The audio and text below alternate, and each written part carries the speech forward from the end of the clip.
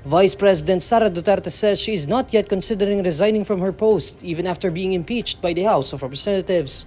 In a press conference on Friday, February 7, Duterte says her team is still in the process of going through the impeachment complaint. Wala pa tayo doon, ma'am. Na masyado pang malayo yung mga ganyan na mga bagay. Nandun pa lang tayo sa pagbabasa ng...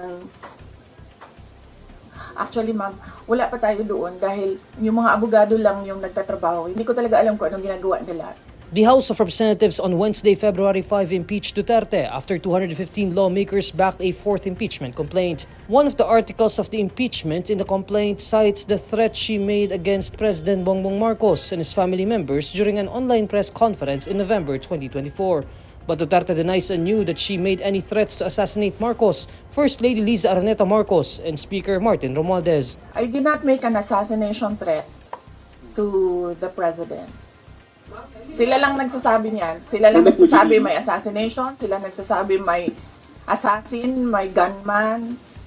Next, Did not say that.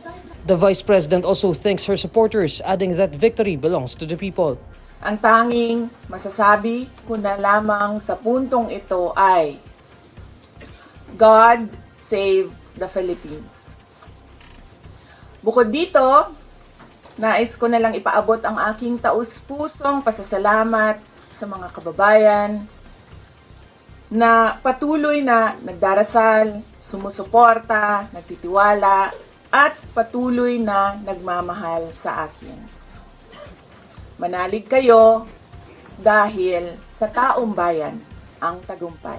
The impeachment complaint is now at the hands of the Senate. If 2/3 of Senate members vote to convict an impeachable official as outlined in the articles of impeachment, he or she will be removed from office.